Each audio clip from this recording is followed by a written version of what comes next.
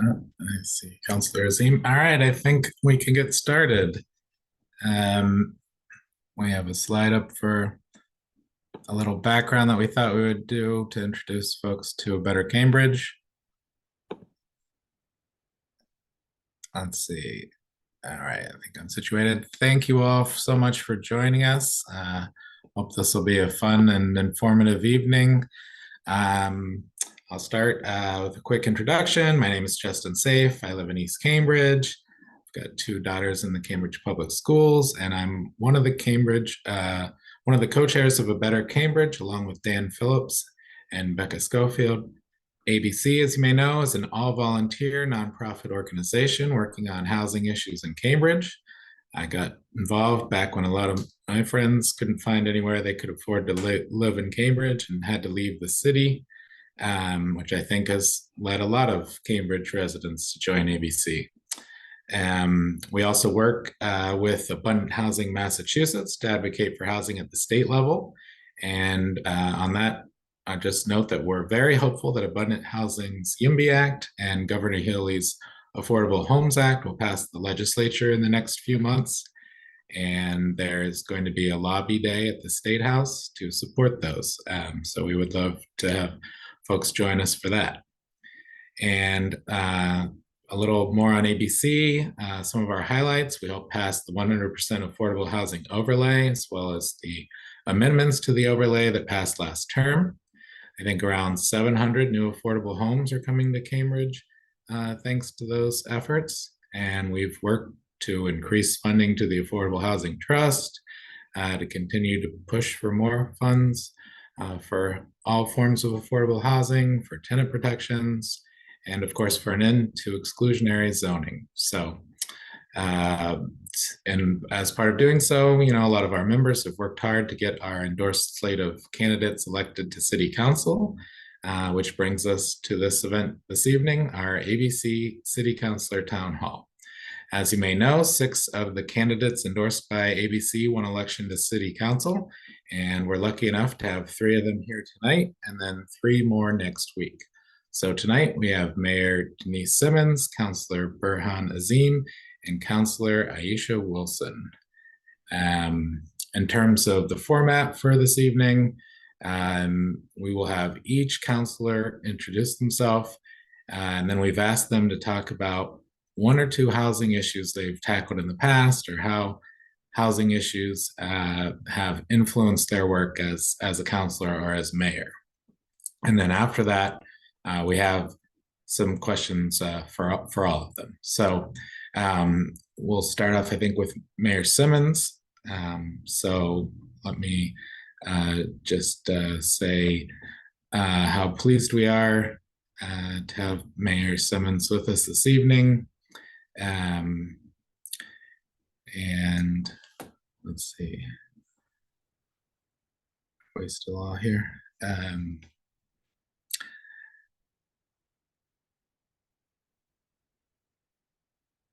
If Mayor Simmons, if you're available now, I can let you introduce yourself.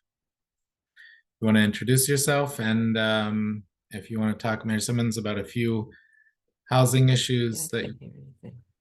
Oh, you can't hear me? Am I too quiet? I can't hear anything. All right. Let me have PJ contact you, who's hosting the Zoom. And why don't we start then with Councillor Azeem and come back to you after that. So Councillor Azeem, do you want to go first? And you can just introduce yourself, tell us a little about your background and your work on the council, and housing issues you've worked on in the council, and that have influenced your work as a city councilor. Thank you, Justin, for having me. Happy to be here. My name is Burhan Azeem. I'm a second-term city councilor. I grew up with housing insecurity moving around a lot, especially with Medicaid and food stamps, and like how everything intersected and how really hard it can be to survive when you don't have you don't have housing security. You know, housing is the first step on that ladder, in that without a home you can't do so many things, from, you know, getting a job to having a stable place to go home at night to like building up like wealth and allowing yourself to like kind of move up the ladder. Housing is kind of, I think, the foundation for a lot of different things. I was a big proponent of the affordable housing overlay, which built a lot of 100% affordable housing where every unit was affordable. You know, I was a big proponent of the original version, and then a big proponent and the lead sponsor of the second AHO 2.0, which kind of passed the last term.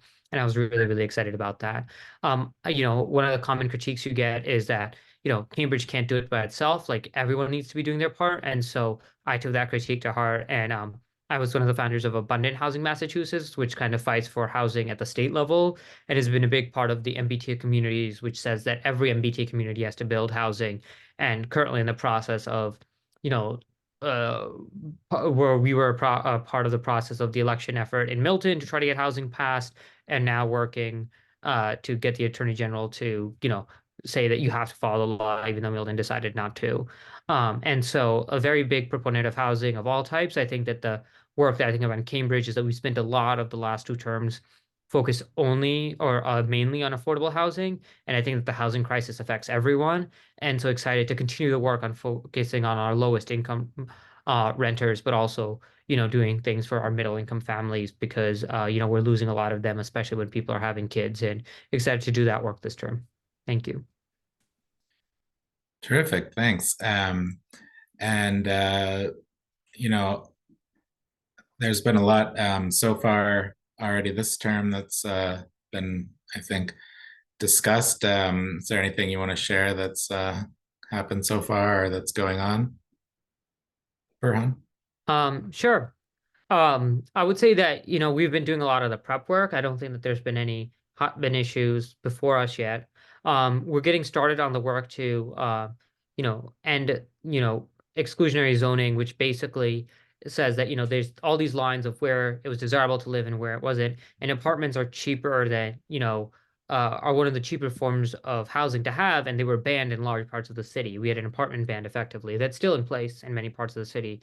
And so I think revisiting that and doing it in a way that is equitable, that will build housing of all types, right? Like, so not only, you know, legalizing triple deckers and having condos that are more affordable to people who are maybe on the upper end of middle income, but also having, you know, inclusionary units kind of built throughout the city where you can have lower and middle income folks, you know, get it. And our inclusionary program is incredibly diverse. I was looking through the numbers just this morning, and we have everyone from people who make then less than 40% of the median income to people who make 100% of the median income. And so it's a really diverse program that has a lot of benefits. And it's actually, you know, I was also like looking at the numbers, and in the last 10 years, we've built, you know, Justin was talking about permitting, we've built 360 units of affordable housing as a city, and, you know, a lot more in permitting. But we've built 900 inclusionary units, which are also affordable. And so our inclusionary program is a really big, successful wave that we've built a lot of affordable units in the city. And so excited to think about multifamily housing in a way that promotes our inclusionary program as well. And I think that sometime in May, we'll have our first housing committee hearing on that. So that's something you all can look forward to.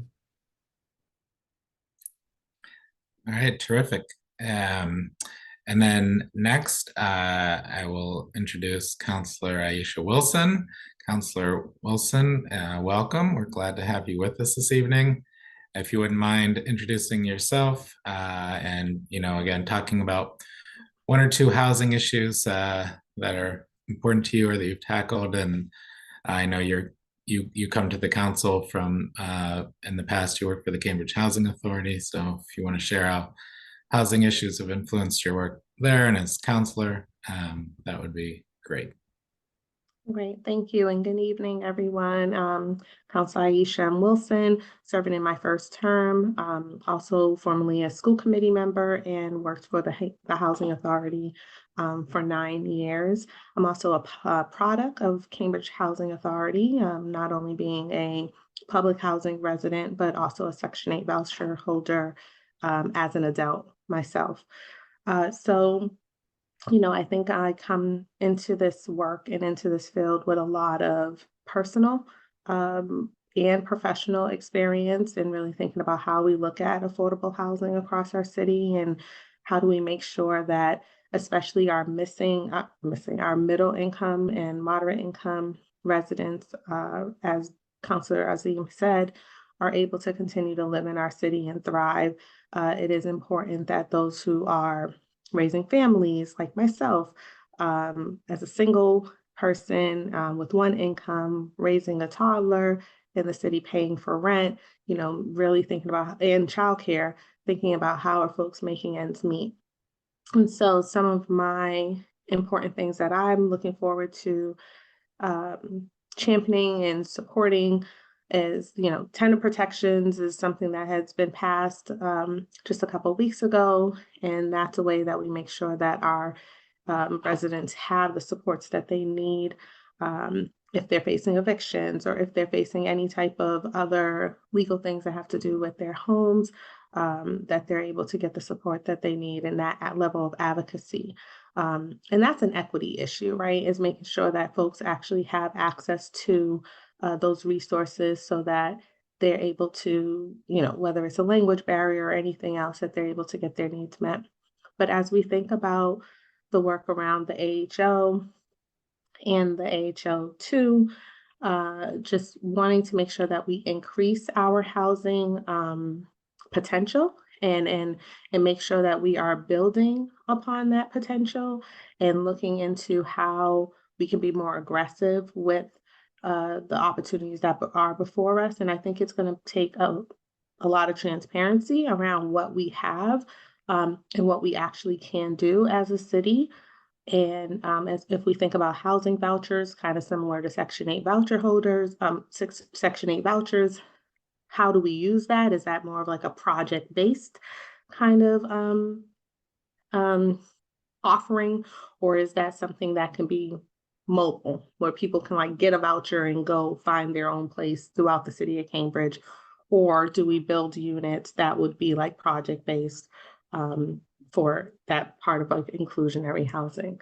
So, nothing major yet, but really looking forward to continuing the work and just having the conversations. And as Councillor Azeem said, as one of the co-chairs to the Housing Committee, there's a lot coming down the pike.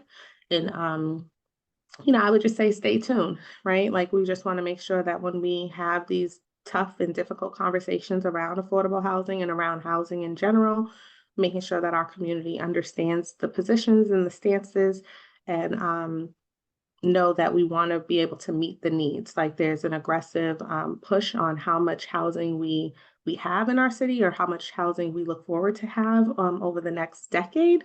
And that's important that we are on cue to actually make that happen. So really working with my fellow councilors and working with our city to do those things. Great, thank you. And if you don't mind, Councilor Wilson, I feel like our members probably don't know as much about the Cambridge Housing Authority and how multifaceted it is. It's not just building affordable homes and operating existing ones, but it does a lot more than that. And I think a lot of people don't know how much it does. And I know your role when you were there is a role that maybe folks don't know that even CHA has or something that it does. Would you mind sharing a little bit about that with Absolutely. I was a senior teacher counselor for the workforce program, and the workforce has been around since 1984, and it supports our residents who are in grades. When I was a student in the workforce, it was grades 8 through 12, and now we have grown to be an 11-year program. So we support children who are in 6th grade all the way through high school graduation and 4 years post high school, and we support them with transitional life skills. And really thinking about post-secondary options and make sure that they're making the best and informed decisions possible so that they can better their future and ideally their family's future. It's really about thinking of poverty and getting our residents out of poverty. So it's not this multi-generational poverty line that we often see with families throughout the Housing Authority. So we have a beautiful track record of young people who are receiving credentials within 6 years of graduating from high school, which is way better than even the state. We have about a 75 to 80% track record with those results, and that's tracking our young people since class of 2016. And so that's a part of the resident services department. And, I would say in terms of housing as a whole, CHA is building some SROs, some single room occupancies, and that's happening on Norfolk Street. I think you all are seeing that's going to be that's a major project that is just going to change the lives of so many people, to be able to get into those units. And that's going to be a mixed co-ed setup as well. They also have partnerships with Belmont Housing Authority and other housing authorities that they're starting to build and put into their portfolio as well. But we really think about the overall wraparound supports and really meeting our young people and their families where they're at and supporting their needs, not only housing wise, but also thinking about life skills and work and employable skills as well. That's great. Thank you so much. Appreciate that.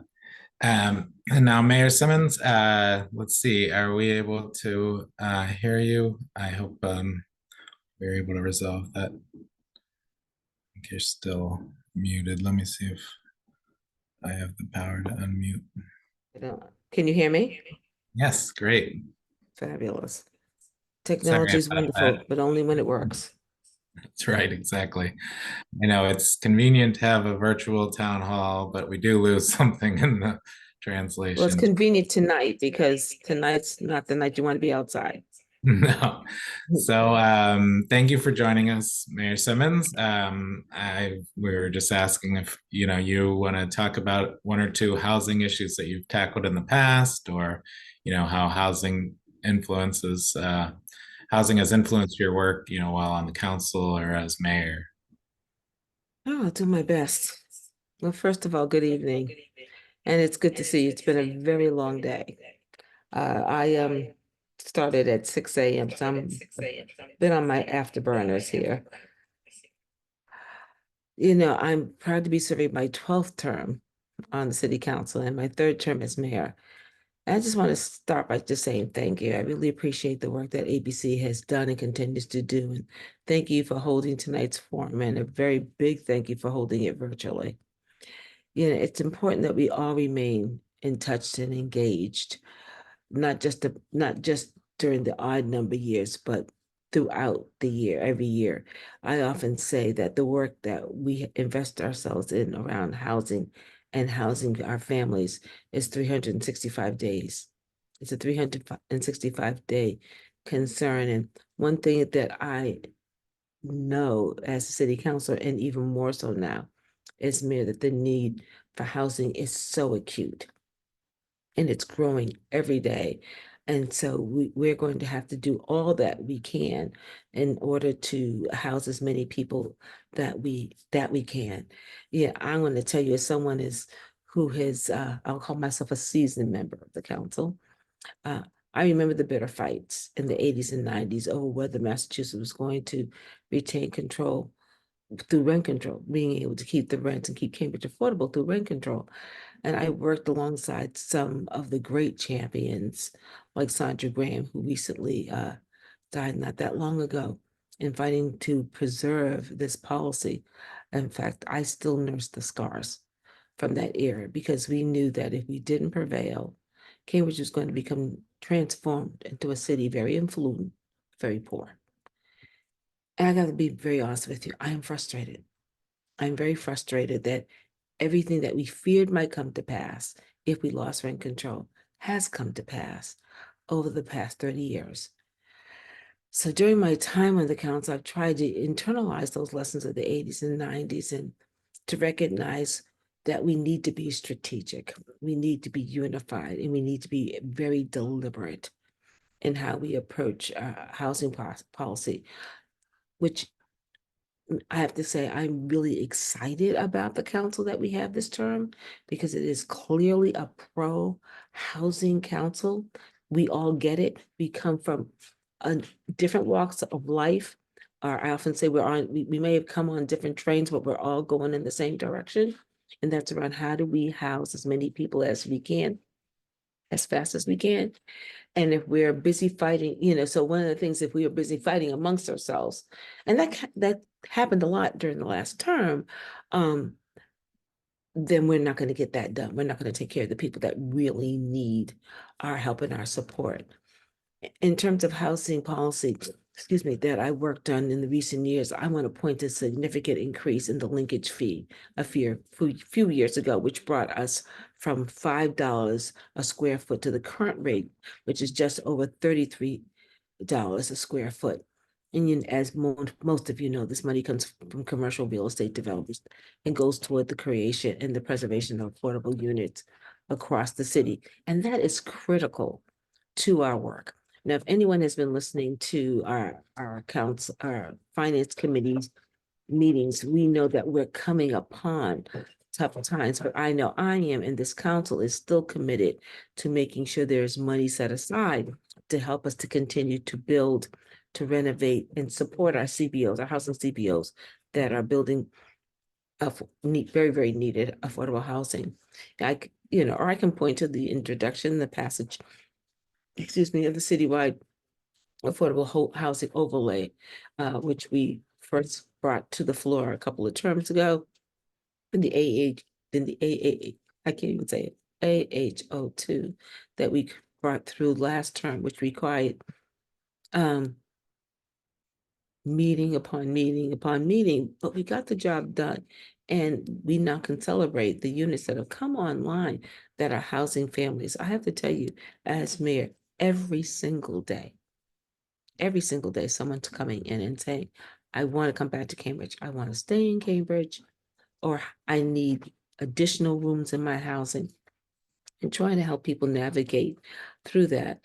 I'm not good at spouting figures or in terms of numbers and details, but I do know on the ground what the housing overlay and other housing initiatives, how we modified the linkage. I was really pleased to do that work. It took us 2 years, 2 years on linkage, 2 years on inclusionary zoning, but those changes made it so that we could house more people, and that is critically important.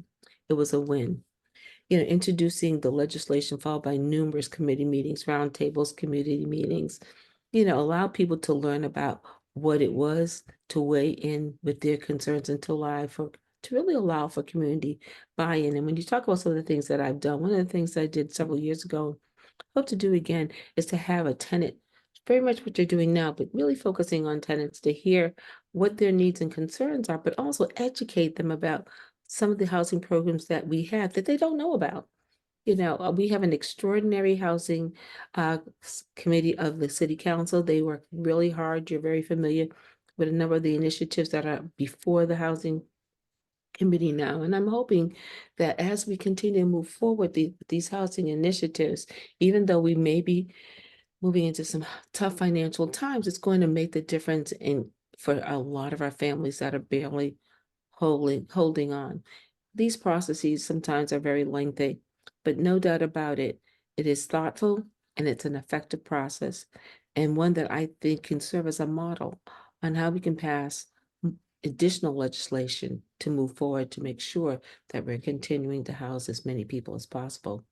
So I've been in the trenches doing this work with many of you on this Zoom and for many, many years before. And, we're going to have to continue to fight this good fight. I know that we have much more to do to tackle the housing problem, but I'm so pleased to be continuing the good fight. I'm pleased to be continuing that good fight with you. Thank you so much, Mayor Simmons. I appreciate it. So I had to turn your volume down, so I can't hear you. Say what you're saying. I said, thank you so much. I appreciate the kind words. And now if you all are ready, we do have questions that folks submitted ahead of time. And then I had a few questions of my own that I added. And then, yeah, folks, if you'd like to put some questions into the chat, we can try to incorporate those as well. So I had, as a starting point, a two-part question. And these questions, you can each answer in turn, or if someone wants to take a one and not another, that's fine. Whatever, we're flexible here. So a two-part question on tenant protections, which we touched on a little bit. First, are there additional tenant protections that you think we should be considering in Cambridge? Perhaps condo conversion or something like that. And second, which has come up recently, I know a big issue is notification, making sure tenants, are aware of the legal framework that applies to them, including access to counsel. How do you think we as a city can better provide that information, and can make more tenants aware of their rights and resources available to them? What do you think we need to be doing on that? Oh, Mayor Simmons, I think, muted you.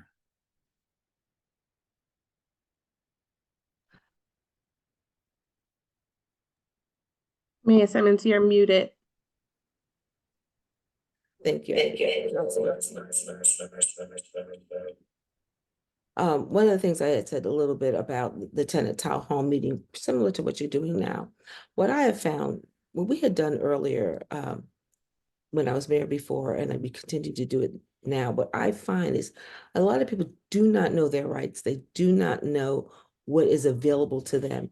And so people certainly get themselves in, they end up moving out of the city or taking rash actions because they are not aware of the breadth, depth, and scope of what we have available. So one of the things that I've done, is we have like a tenant cheat sheet to tell people exactly what they need. And similar to what Councilor Ayesha had spoken about, is really holding people's hands and walking them through this process.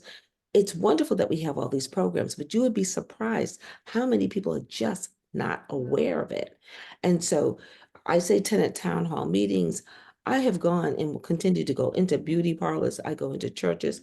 I meet with the interfaith community consistently and continually, trying to make them aware of all that we offer so people will know not only what their rights are, what programs are available, because it's not good enough to have programs if people don't know how to access them.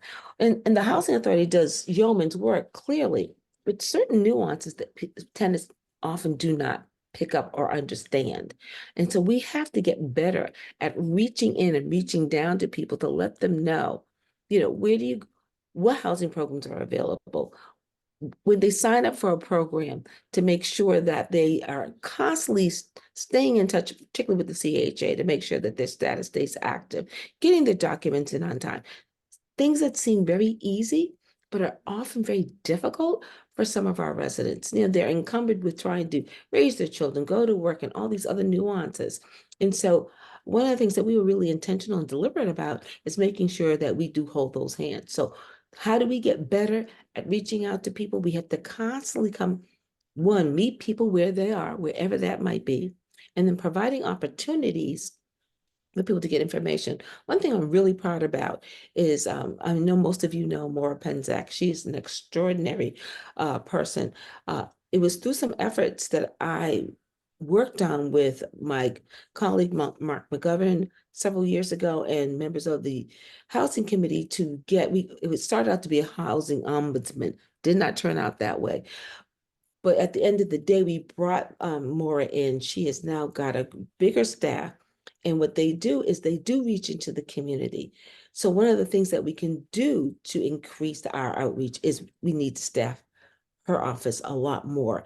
And I would really like to see the office, the housing office, which is NCDD, taken out so they can do work unencumbered. And that's a longer conversation. I know that's politically charged, but I think we should talk a little bit about that, because we know housing is the key number one issue. And if we know that people will be able to take advantage of the programs that we have if they know more about them and how to navigate it. I'm going to yield because I know my colleagues have much more to say on this topic. I could just jump in real quick and just add to things that Mayor Simmons just said. I think back to when I was uh, a tenant in the respective housing, and you recertify every single year, but you don't get those documents about like what your rights are and what's going, and how do you, if you fall short on your rent and say you get an eviction, like who do you reach out to and all that. So just making sure that annually people are receiving that information. And the city went through a very extensive process around language justice and making sure that we are accessible around meeting people and their needs around language, especially if English is not their first language. So I want to say that we need to hone in on that and making sure that our residents understand in their language exactly what their rights are and what does that mean, and walking them through that annually, quarterly, how frequently they need it so that they are fully aware. There's oftentimes, especially after COVID, when there was a moratorium around folks not being evicted, right? And then when that got lifted, the amount of eviction notices that went out to families, especially even in the CHA, it was heartbreaking. And there was nothing that many of us as staff and colleagues who worked with these families and understood the hardships that they were experiencing could do or say. And even when we tried to just be advocates, it was really challenging because of that being lifted. And there was a lot that I didn't even know around what the rights are of our families. And so there was a lot of learning that I was able to take on during that time. But I think as a city, we shouldn't be in a position like, yes, there's this hierarchy and there's a system and folks got to pay their rents and whatever. And if there's a way, if there's a moment where folks fall short for whatever reason, that we're in a position of supporting them and finding them the resources that they need, connecting them to someone that legal services, financial, somebody that can help with back rent or whatever the case is, so that they're not having to be in housing court and then find themselves being evicted. But I think we need to have better and stronger partnerships with all of our developers, with all of our low-income, for-profit developers, and saying like, listen, we want to make sure that folks don't find themselves being put out in the streets and that we want to see people stay housed. And so I think this is a way that we can come together to do that kind of work. And I don't think it's a heavy lift. I just think it's just, you're caring about individuals and you want them to be informed about their housing and what, because again, as mentioned earlier, when your housing is in jeopardy, everything else in your world is in jeopardy. You can't focus straight. If you have work to go to, you're not going to be on your A game when you're at work if your housing is in jeopardy. Your children, that then falls on your children and how they then go to school or show up in certain spaces. So we have to understand that to tackle housing insecurities is going to make it's a well-being thing, and we want to make sure that our residents in the city of Cambridge and beyond are well. And whatever we can do to help and support that, especially around tenant protections, is going to be the best way for us to do it. I'm going to mute my camera and go on mute. My baby's like fussing, so I need to check in on him. No problem. Thank you so much, Councillor Wilson. Councillor Azeem? Thank you. I think that both my other colleagues have answered that question pretty well. Anything you think I should follow up on, Justin? No, you want to take the first crack at the next one? All right. All right. This is one that was submitted to us. So it says cities like Austin and Minneapolis have seen rents go down in real terms, and it's been felt pretty broadly. Subsidized housing and inclusionary zoning can be great tools, but are limited in how many people they can help. What is your plan to lower the rents of people in private housing who make too much to qualify for affordable housing that doesn't involve a lottery or a lengthy wait list? That's a good question. A little bit of a hard question. I would say that I think that we kind of get this as a city council. You know, I think it's always hard to count your chickens before they hatch, but if the plan is to take an Austin style route where you have enough housing that's built in the metro that you can bring rents down, which I think Austin has done pretty impressively, right? Um, I think that both that does require regional effort, and we'll see how successful MBTA communities is. And in Cambridge, we're in the process of rethinking how we do zoning at kind of every place. I think, you know, uh, what was said at the last meeting was like we have, you know, multifamily housing for all our neighborhoods. We have Central Square going on, Northern Mass Ave, Cambridge Street. Like I think that we're really visiting all the places that we could kind of fit housing and where it could go. I think that, you know, besides just rezoning for more housing citywide, in all these different places and contexts in a way that, you know, I very, very strongly support. The other thing that we're starting to look at a little bit is around like social housing programs or trying to figure out if we can explicitly carve out a place to do middle income. I think it'd be really nice in that, like, you know, the middle income projects that they've done in other states have a nice financial return in that, like, you end up having like a third higher income or market rate, a third middle income, and a third lower income in the same household. And the higher income of the 2/3 of people as compared to 100% affordable ends up providing a cross subsidy. And so you can build a lot more housing that way. And I think that we're at the very early stages, but I know that some work has been done in prior terms by, you know, Councillor Simmons and other Mayor Simmons and others. And I think that like that's something to think about as well. Once we get further down the conversation, that's not just, you know, zoning. Yeah. Right, and that's part of the Governor's Affordable Homes Act. There's a pilot program on social housing, although it's kind of uh, through the housing authorities, and because Cambridge's housing authority is much stronger than others, I feel like we may have a more difficult time accessing that source of funding than maybe other municipalities will, but we'll see what happens with that.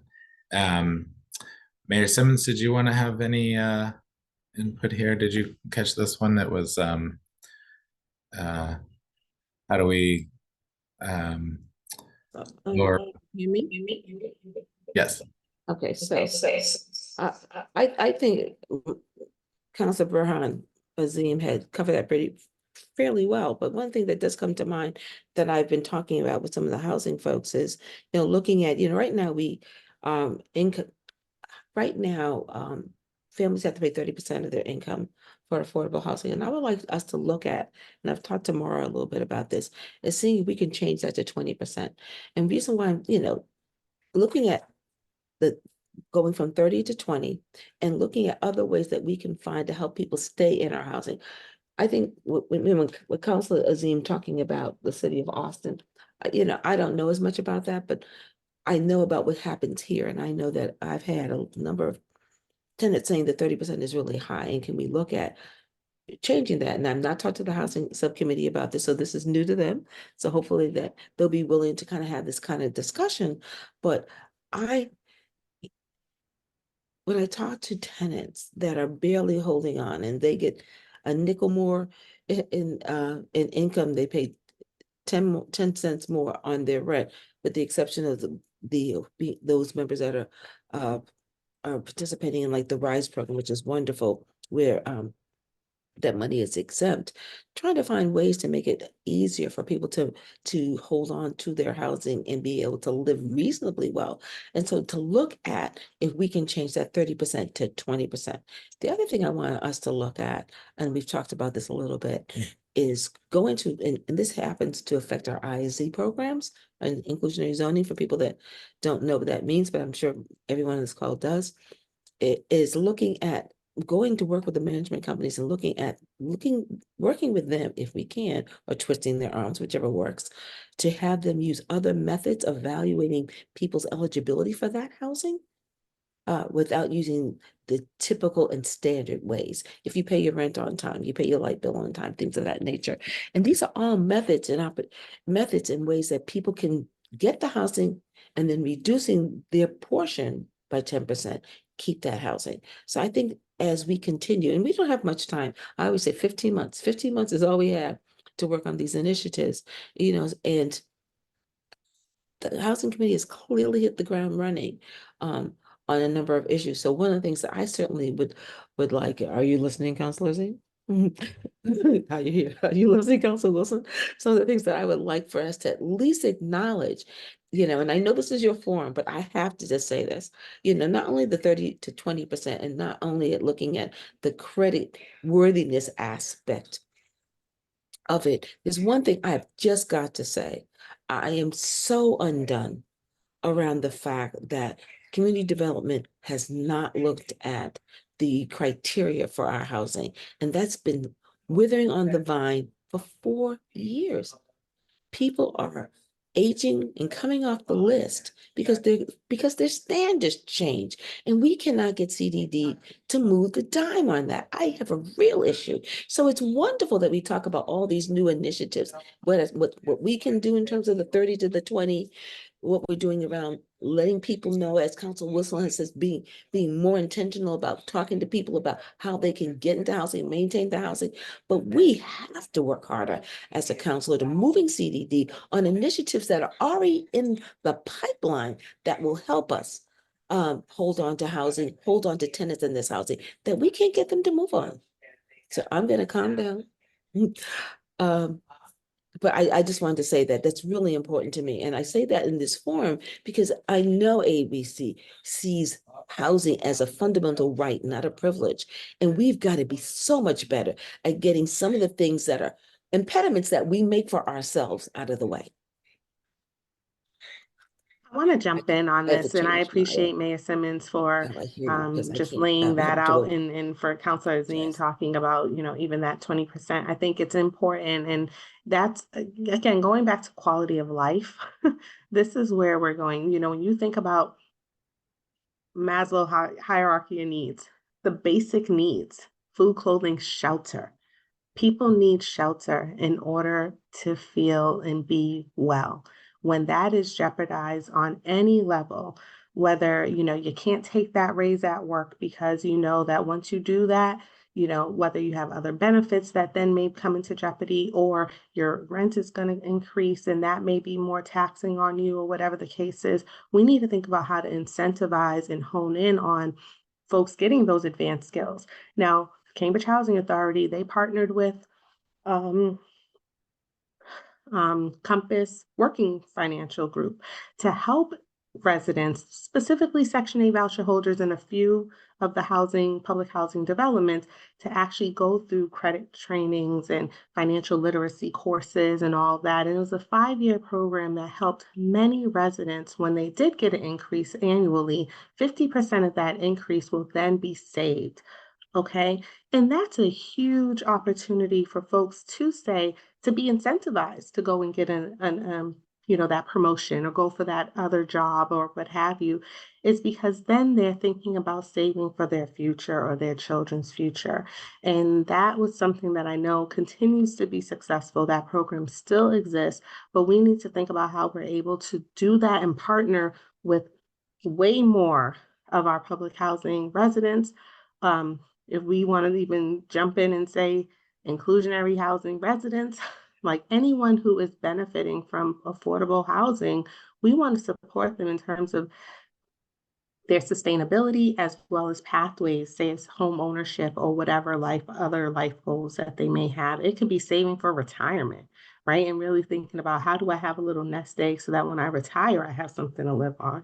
So we need to be more creative in our thinking so that we are empowering and supporting our families, so that when they go through life in the city of Cambridge, especially in public housing, that's not just it. Their life was just paying rent, and that's all. There's no legacy, nothing to leave behind for their children or their children's children, nothing. We need to be more proactive on that. Yeah, that's a great point. Can I just say this? Justin? I want to thank my colleague for talking about that, because that's sort of the elephant in the room when it comes around our home buyers program.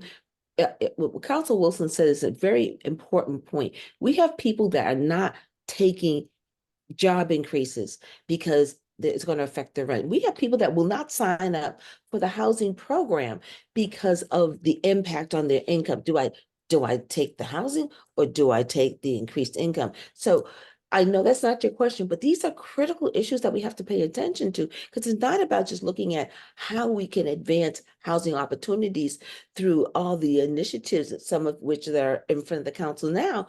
We have to look back a little bit. I cannot say that enough. We have to look back at some of the impediments that we have put in the way of people being able to hold on or attain housing. So thank you, Council Wilson, for saying that, because that's an important aspect that we walk away from.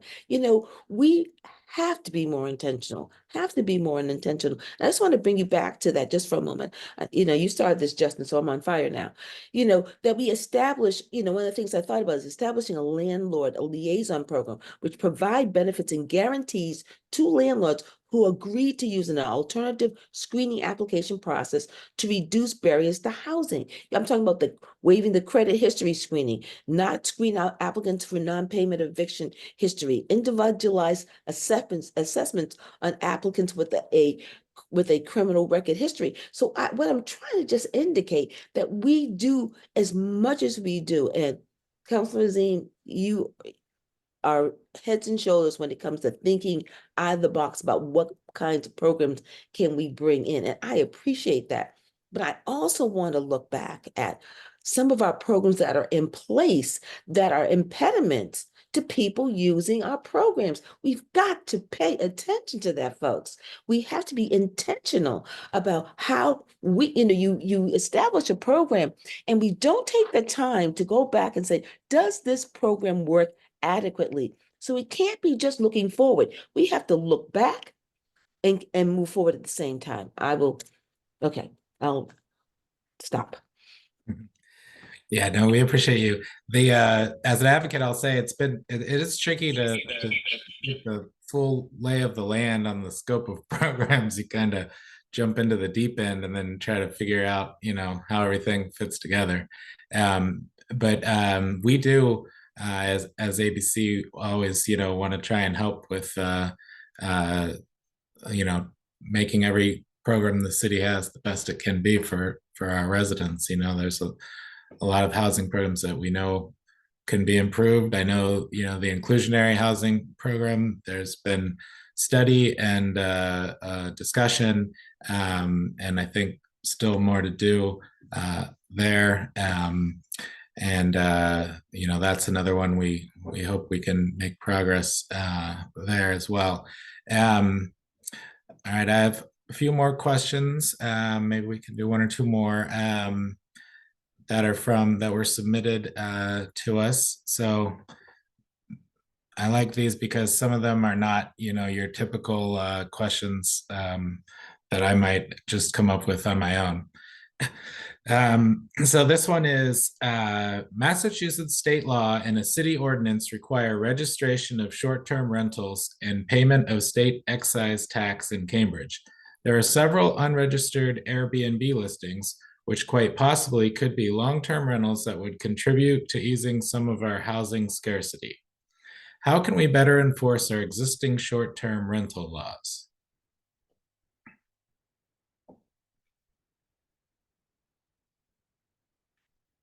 Burhan, you want to start on that one? I'll take a crack at this. Yeah. I first just wanted to say, but I completely agree with the mayor in terms of revisiting our older programs and improving them as well. It's a common complaint that we hear all the time, especially how the wait list works and what the qualifications are, and even how you move around. I had a family this week that, luckily their daughter was moving out, so they needed a smaller apartment. And those sorts of issues, commonplace of just switching out within the affordable housing, take forever and are very, very difficult.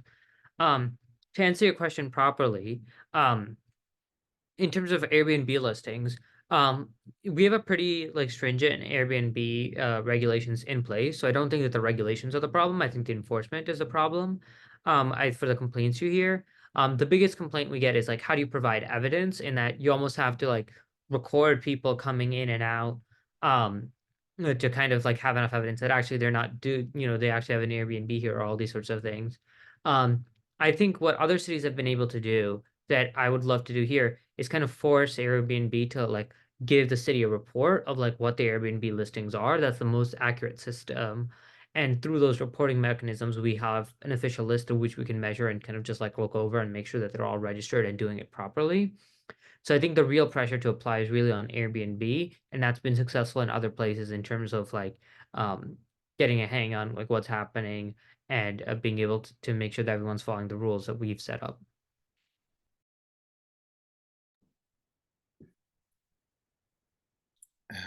I don't know, Mayor Simmons. I'm just gonna say I'm very green here. I'm not versed, and I appreciate Councillor Azeem for just kind of jumping in and sharing and saying what he said. And I think there's a lot more work for us to do. The accountability and the transparency piece is going to be real. How do we enforce this? How are we going to know what people are actually doing? Maybe we do have conversations with Airbnb directly to say, listen, you have to share with us what listings on a monthly or quarterly basis so that we can kind of go in and do the work that we need to do on our end. But this is something where I'm gonna take the this moment. Councilor Azeem and Councilor Wilson are both right. Enforcement is a real issue, and we are just, you almost don't know what direction to go in. We don't have the staff. And people are going to do what they can do. If they can fly under the radar, that's what we're going to do. One of the things that we can do in terms of, because we don't have the ability to probably enforce as well as we want. And if we do get more staff, we're putting them more in the advocacy aisle of things, is making the penalties or fines as high as possible. So, you know, what motivates people to change behavior? Their pocketbook. And so if we, you know, the council has such a broad agenda around housing. And I'm going to be honest with you, looking at Airbnb has not been at the top of the level of things that I do. Now that you brought it to our attention, do we have the resources to do it? Because let's not start it if we can't finish it. So the only way I can think about doing that, because we may not have as much bandwidth to look at the violations around Airbnb, and people want to make money. That's what that's what's driving this. Is maybe the short-term thing that we can do is figure out ways to have hefty fines if you are caught doing it. But people are going to fly under the radar as much as much and as often as possible that they can do it.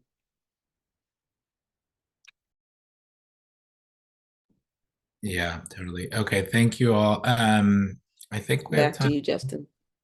Great. I think we have time for one more, maybe. Let's see here. What else have we got? Oh, here's a good one for a last one.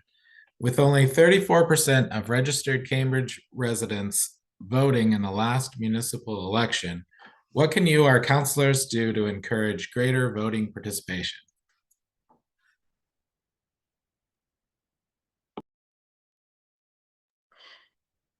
You know, each candidate goes out and targets their base. And as we are in the field trying to win elections, that's one way you get more voter participation. But what you're doing now is just one of a few ways that you can increase voter participation. You know, some people are burnt out. Some people have really lost their belief in democracy on the federal level, and it trickles down to us. You know, I cannot tell you, I did not knock on as many doors as I would have had my daughter not been sick, and you guys all know that story. So I'm not gonna go over that again. But when I am out more often, it stuns me how disengaged some folks are. So that's one group of people. There's some people whose lives are reasonable, and so there's nothing that brings them out to vote, because people tend to have a crisis orientation. Something going wrong, they rush to speak to it. But if life is going good, they don't. I believe we have about 85 perfect voters. I mean, people that have voted for the last 2 decades, every election, presidential, local, and I know because I looked at it. So people have to feel as though government is working for them and government's going to take care of them. And we all have a part in that. So one, meeting people where they are, engaging them on an off election, in an off election cycle like we're doing now. If I say to my colleagues, I'm sure they'll nod in affirmation. You walk into a candidate's night or to a senior building or to a school and they'll say, I only see you during election year. You know, developing that relationship with people to say, I'm not there just for your vote. I'm there because I really care about what you're thinking. And we all take different tactics at how we do it. I use town hall meetings. I know Council Wilson will know this person. I'm going to draw a blank for a moment. Erin Pearson. Erin Pearson actually opens up her beauty salon to have community discussions, because people feel comfortable going to the beauty parlor and talking to, your hairdresser, and also your sort of armchair therapist. You develop those relationships with people, and that's why people come out and vote. They come out because they believe in the person, they believe in the topic, they're engaged about something to do with their neighborhood, and you're constantly staying in contact with them. So we all have to be better to the degree that we can. Because it's not an election year. So now we're busy trying to do the legislation and get the policies done. But the other side of that is finding ways, and this is where ABC becomes very important, helping us make those connections to people who are not there. One of the things I always say when I go into a meeting, who is not in the room? Who's not here? If you're in a particular neighborhood, who is not here? I live in the Port. I go to a meeting, I want to know are people from Washington Elms here? Are people from Linwood Court here? Are people from Kingdom Empowerment Church here? Are people from Newtown Court here? And if not, why not? And so we always have to rethink and readjust and find ways to engage people. And sometimes it's good not to engage people about the heavy and hardy issues. Sometimes it's good just to engage people over food. Meet your neighbor today, I think, is a wonderful way to engage people, because you're not looking for anything other than meeting your neighbor. So I'm going to stand down and let my colleagues talk a little bit about it. But when I think about engaging in people, it's not rocket science. People need to know that we care about them and we are interested in their well-being.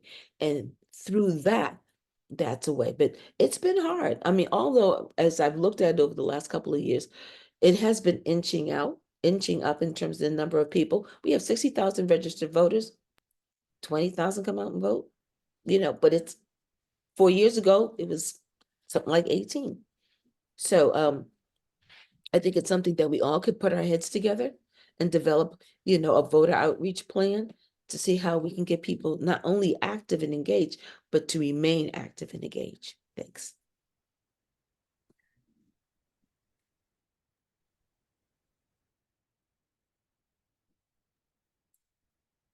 I'm happy to yield to Councillor Azeem, since he has his hand up. I'm happy to. Oh, sure. Yeah. Thank you, Council Wilson. So I wanted to say that, one thing that, I don't really have a strong opinion about at this point, but really touches on all of this, is around the charter review. So I think that a number of people have different ideas for how to get more people engaged through that process. Everything's been floated around, from letting non-citizens vote to letting 16-year-olds vote to like changing our elections to even years. I think we'll get through all the process and see what both we as a council are okay with and what the state house lets us do. But I think that's going to be a great process to kind of step in and think about voter turnout and how we can engage more people in that process. And I think that, besides just that, like, I think, working on issues that people care about is also a great way to get people involved in that. Sometimes, the easiest way to say is like, hey, we're working on this thing that will impact you. And that's how people get involved. But mostly just wanted to call out the charter review process, which I'll assume will begin at some point soonish. So look out for that. Yeah.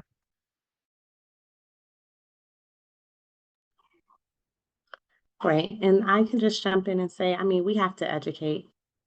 we have to educate our community. I know, from coming from the school system and working with a lot of young people, I engaged a lot of young people throughout my campaign, from getting them registered to vote to being just a part of the campaign as kind of like the street team, helping and engaging their families and their neighbors in a bunch of different ways, was really important. That level, word of mouth is real, especially coming from young people. But I mean, we have to do more work. Our voting system is hectic. It is complex. And so, I worked with a disabled community in trying to help them actually figure out how to vote and make sure that they're circling, supporting them around how they circle in the ballots, from making sure you're only doing one, only marking one person for number one and not two, because you don't know how to actually do it, right? So it was hard knocking doors to helping residents, supporting them. And, this is something that I gave in terms of feedback to our election commission, because that is their responsibility, to be out there and educating our residents about how to vote, what is the proper way, what does it mean to be informed about the folks who are on the ballots and everything. I think while no, I wouldn't say love. While I think our PR system is it's a very interesting system, and it is one that helps to get folks elected. I think it helped me to get actually elected, right? To be on this through PR, and I do believe that um, that those who know it and understand that system, they do well.